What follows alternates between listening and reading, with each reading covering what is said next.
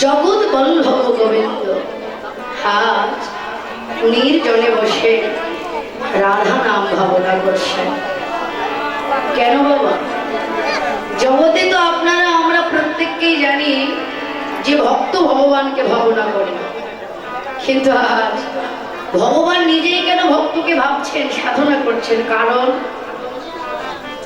বৃন্দাবনে ব্রজেন্দ্র নন্দন জগৎ বল্লভ গোবিন্দ রাধা বদন ভাবছেন, সাধনা করছেন। কারণ কি? এখানেও একটি শিক্ষা, নিজ আচরণ করছেন প্রভু। জগতে শাস্ত্র বলেন বৃন্দাবনে রাধারানী হলো শক্তিমান আর কৃষ্ণচন্দ্র হলো পূর্ণ শক্তিমান।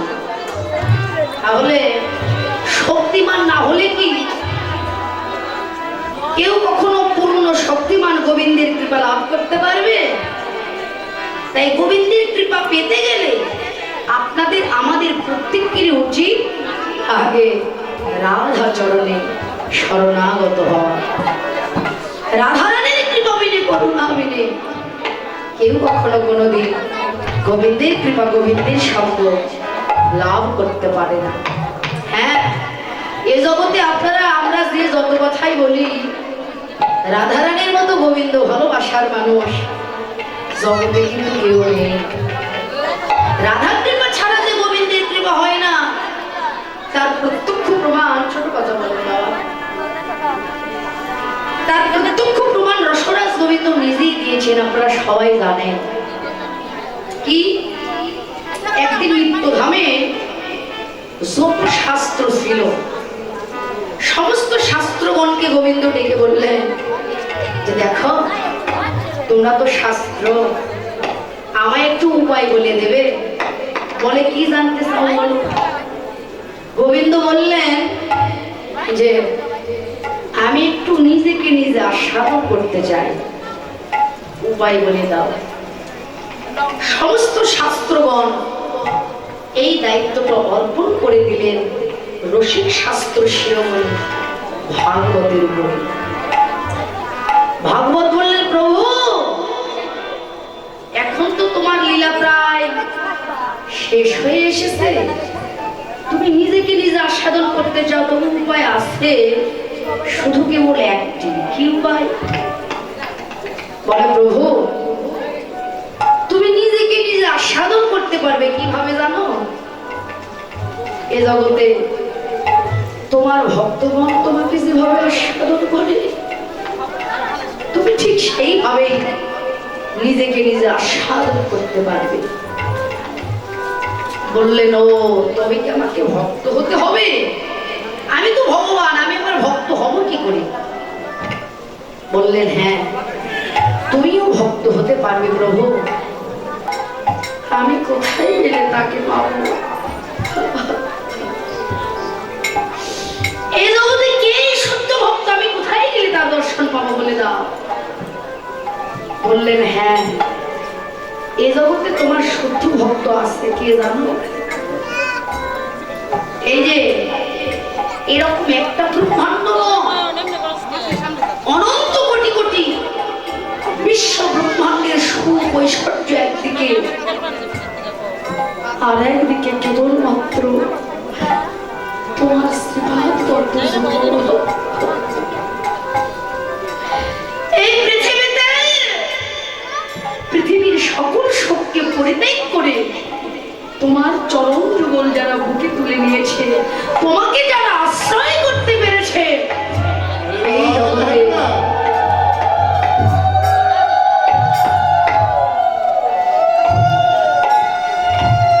সেই তোমার সত্য ভক্ত। গোবিন্দ নয়নের জলে কেঁদে কইতে লাগলেন, বলো বলো আমি কোথায় গেলে তার দর্শন পাবো? বাম ভাগে ছিল শ্রীমতী রাধা রানী। ভাগবত ইঙ্গিত করলেন রাধা রানীর দিকে, যেমন ইঙ্গিত করেছেন অমনি সচ্চিদানন্দময় ঘন বিগ্রহ রাধা রানীর চরণ যুগল বুকে জড়াইয়ে ধরে, হা রাধে করুণাময়ী রাধে, রাধে কৃপা করো বলে রাধা রানীর চরণ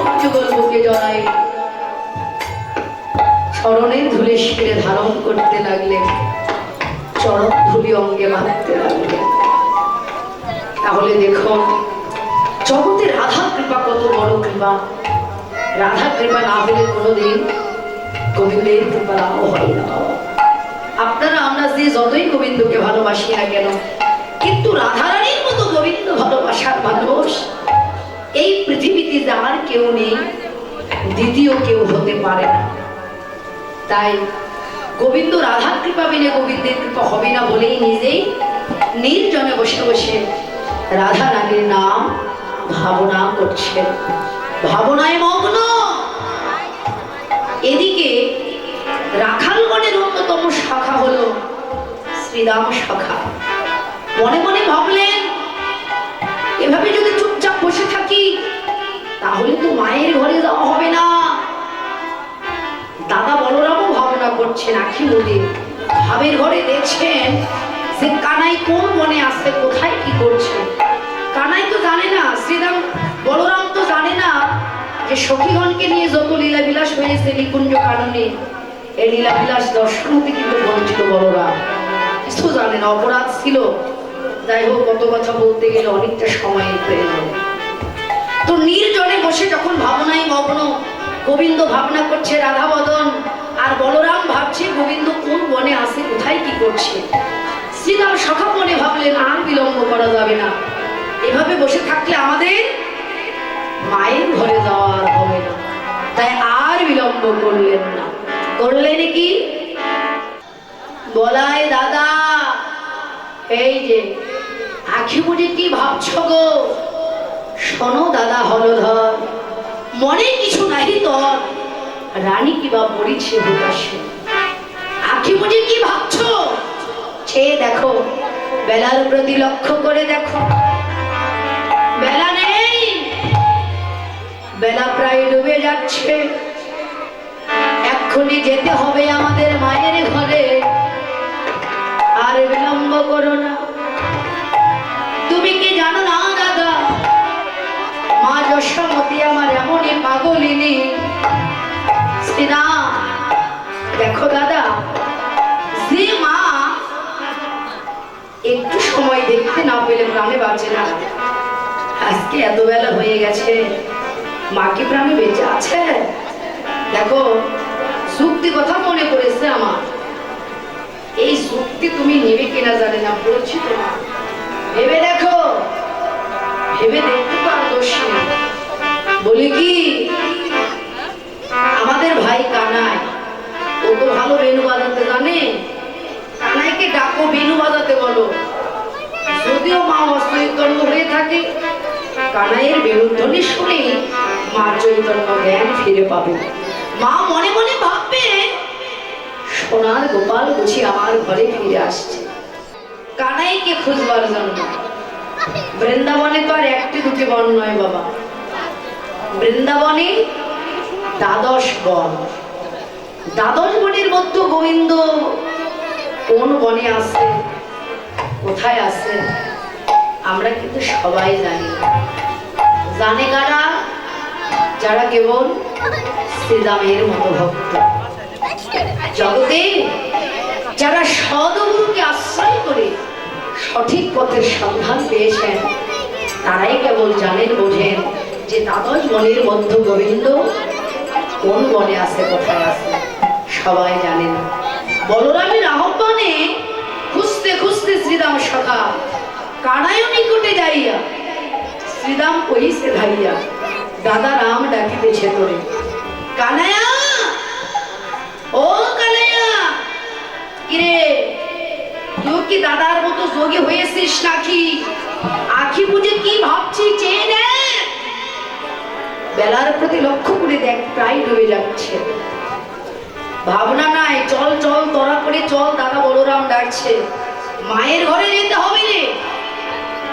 এইবার শ্রীরামের কথা কানাই ঘূর্ণিত নয়নে তাকালেন। তাকিয়ে কইতে লাগলো, ভাই শ্রীরাম, আমরা কি শুধু একাই গেলে হবে রে? আমাদের যে নবলক্ষ ফেনুর পাল আছে, তাদেরকেও সঙ্গে দিতে হবে রে, চল। ও শ্রীরাম, দেখ ভাই, যে মা কিনা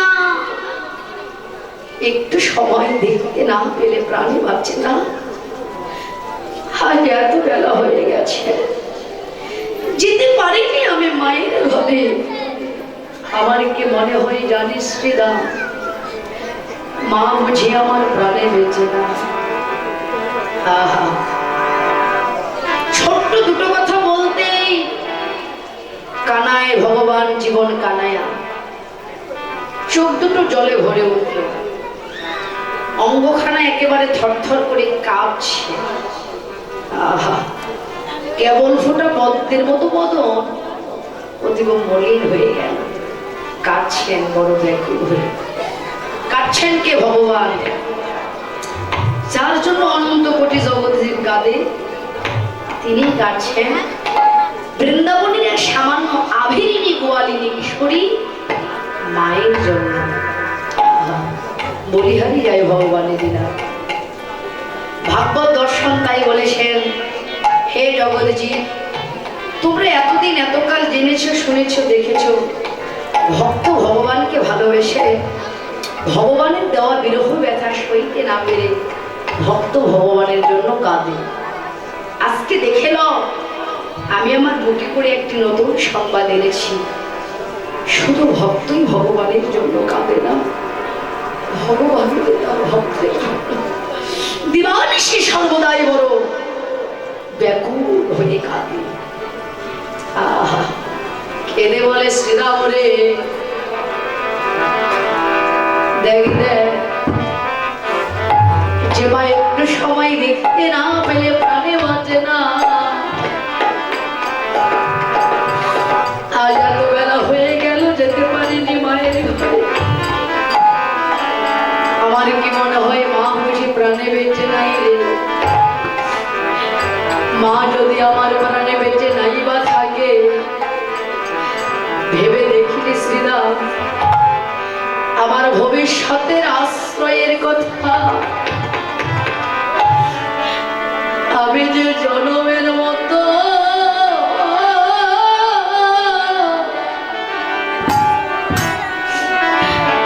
আমি মহারা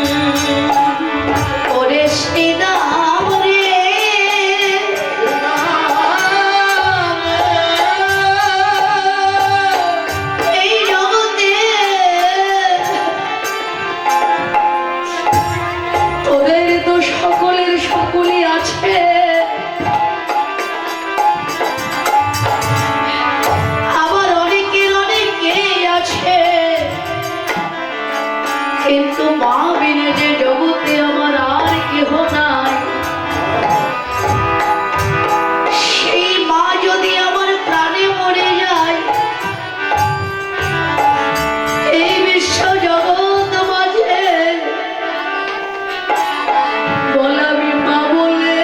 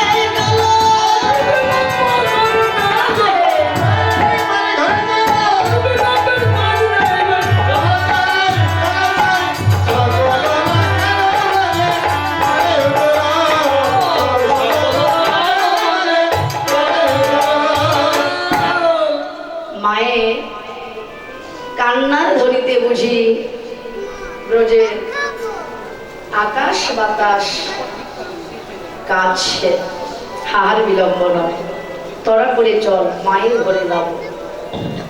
শ্রীরাম বলে এই যে গানায় দেখ, সব ধেনু বাছুরে আমাদের হাত মারলেও তোর যে চোরা ধেনু কাম ধেনু সহজেই হাত মানলেও এ সহজেই কারো হাত মানতে চাই না। তাই বলি কি ভাই, তোর এই দুষ্টা প্রকৃতির ধেনু তুই ফিরাই নিয়ে আয়। এইবার শ্রীরাম সখা কানাইয়ের চাঁদ বদলে দিলেন মধুর মরণ, মধুর করে ডাকতে লাগলো। এবারে চাঁদ মুখে দিয়া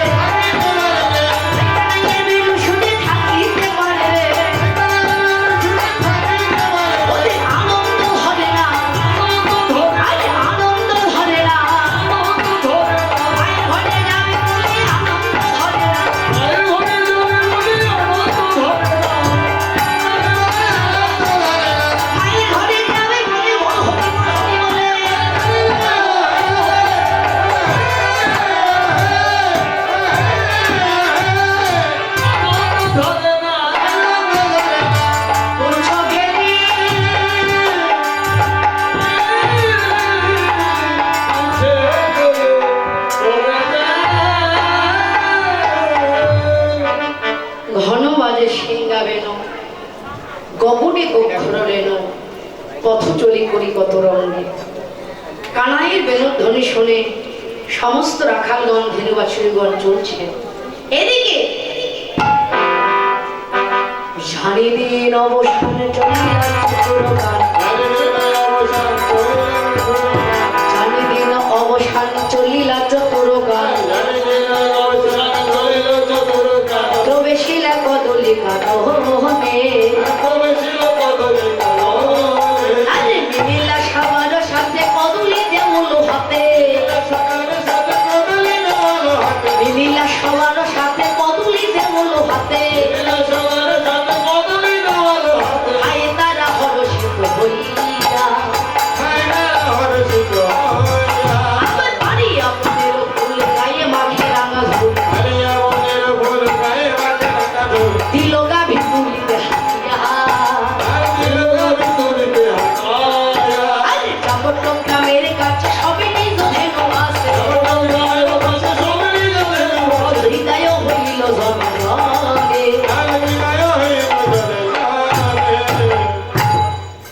সমস্ত রাখালগণকে ভোলানোর জন্য গোবিন্দ কোথায় প্রবেশ করলো? কদলির বনে। কোথায়? ওই যে বৃন্দাবনের কদলির বনে না, এই যে আজকেই বলিয়াদি গ্রামে মন্দির প্রাঙ্গণ, এটু কিন্তু একটি কদলির বনে পরিণত হয়েছে। হয়তো বলতে পারেন কেন? এই যে দূর দূরান্ত থেকে এসেছেন কত সাধুগুরু বৈষ্ণবগণ। সাধুগুরু বৈষ্ণবের আগমনে আজকে এই মন্দির প্রাঙ্গণ যেন একটি কদলির বনে পরিণত হয়েছে। তবে এখানে ভগবান আজ প্রবেশ করেছেন, এখানেও ভগবান আছে। হয়তো আপনারা বলতে পারেন মা অর্পিতা, ভগবান যদি এসেই থাকে তাকে দেখা যায় না কেন? কোথায়? দেখতে পাচ্ছি না তো। আপনার আমার মুখের কথা নয়, ভগবান এখানে আছেন, বাস্তব সত্য। ভগবান এখানে আছেন। দেখছেন কারা? যাদের দেখবার মতো নয়ন আছে, চিনবার মতো যাদের মন আছে, ঠিকই তারা তাকে দেখছে, ঠিকই তারা তাকে চিনেছে। তবে ভগবান যে এখানে আছেন বাস্তব সত্য কথা প্রমাণ হলো একদিন দেবশ্রী নারদ গোবিন্দকে ডেকে বললেন, প্রভু কখনো যদি তোমাকে আমার প্রয়োজন হয়, আমি কোথায় গেলে তোমাকে পাবো বল? ভগবান বলেছিল, নারদ যেখানে সেখানে খুঁজতে যেও না। নাহং তিষ্ঠামি বৈকুণ্ঠে যোগিনাং হৃদয়ে নচ মদ ভক্তা যত্র গায়ন্তি তত্র তিষ্ঠামি হে নারদ। নারদ আমাকে স্বর্গে গেলে পাবে না, মর্তে গেলে পাবে না, যোগী মণি ঋষিদের কাছে গেলেও পাবে না। কোথায় গেলে পাবে জানো? মদ ভক্তা যত্র গায়ন্তি, যেখানে আমার এমন মদ পরায়ণ ভক্তের আগমন হয়, যেখানে আমার গীতা ভাগবত পাঠ হয়, যেখানে আমার ভক্তগণ আমার গুণগান গাইতে গাইতে বৈষ্ণবীর চরণ ধুলার মাঝে গড়াগড়ি যায়, সেখানে যে আমি শ্রীমতী রাধা রানীর শরীর।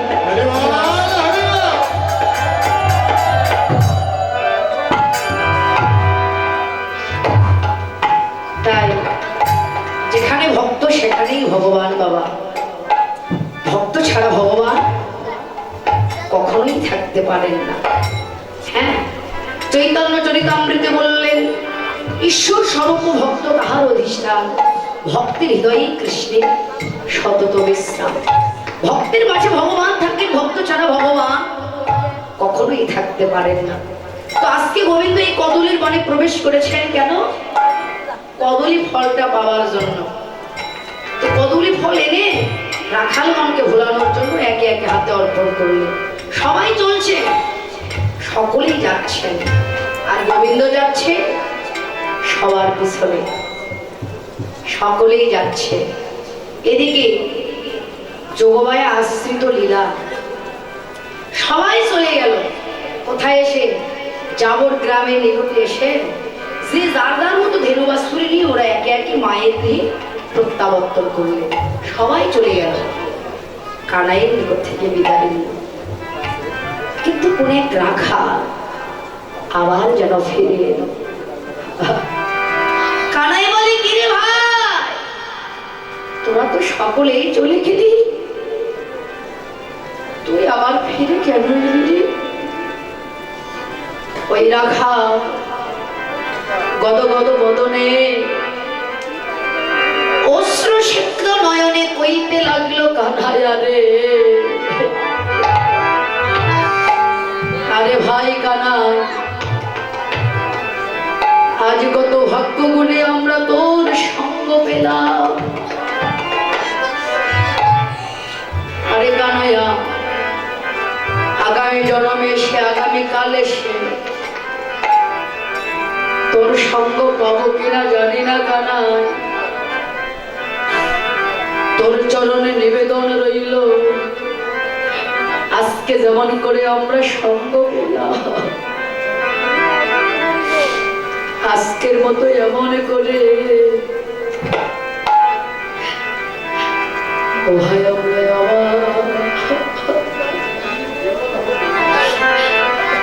আমার সে যেন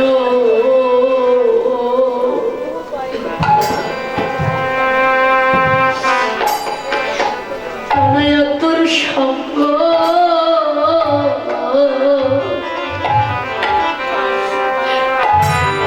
সঙ্গ পাইলে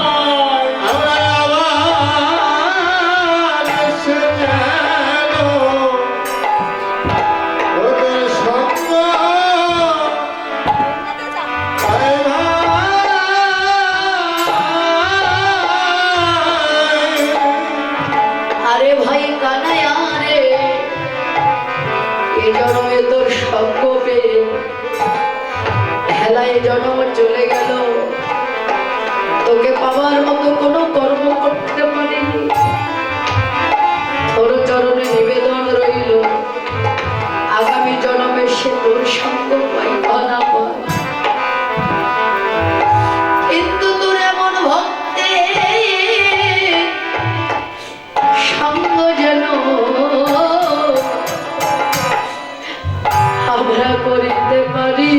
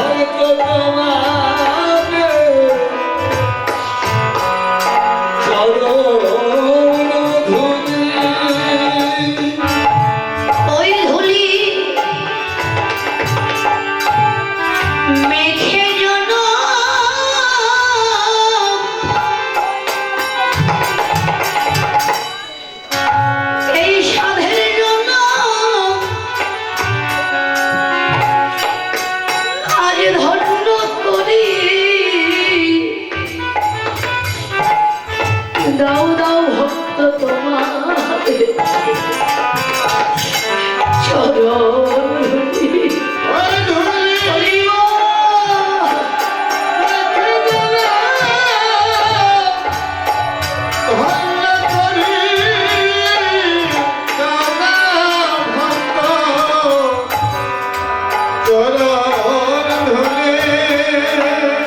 কারো ভাগ্যের কথা বলা তো যায় না, কারো ভাগ্যের কথা বলা যায় না। এমন সম্ভব আর কি ভাগ্যে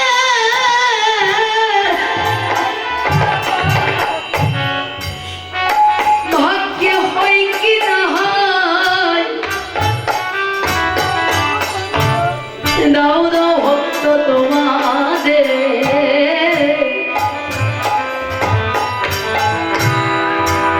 চরণ ধুলি। এমন সম্রাট হরিব হরিব হইতে নাহায়, ভক্ত চরণ ধরে। আজ মোর ভাগ্য গুণে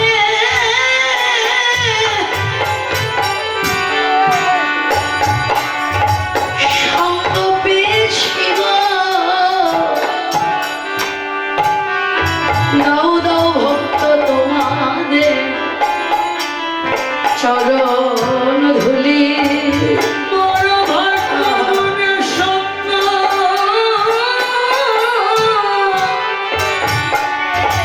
পেয়েছি গো, দাদা ভক্ত চরণ ধুলি। এমন সঙ্গ আর কি ভাগ্যে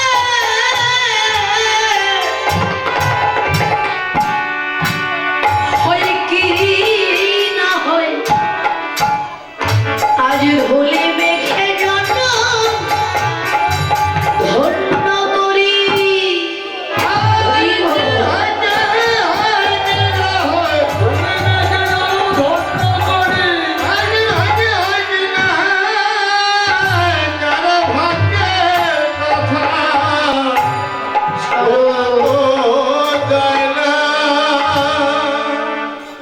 বিদায় হইল জনে জনে, এমনি ভাবে সমস্ত রাখাল ধেনু বাছুরি নিয়ে রাখালগণ যে যার মতো ঘরে ফিরে যাচ্ছেন, কিন্তু যোগমায়া আশ্রিত লীলা তো শ্রীমতী রাধারানী ওই যে অট্টালিকার উপরে দাঁড়িয়ে আসেন।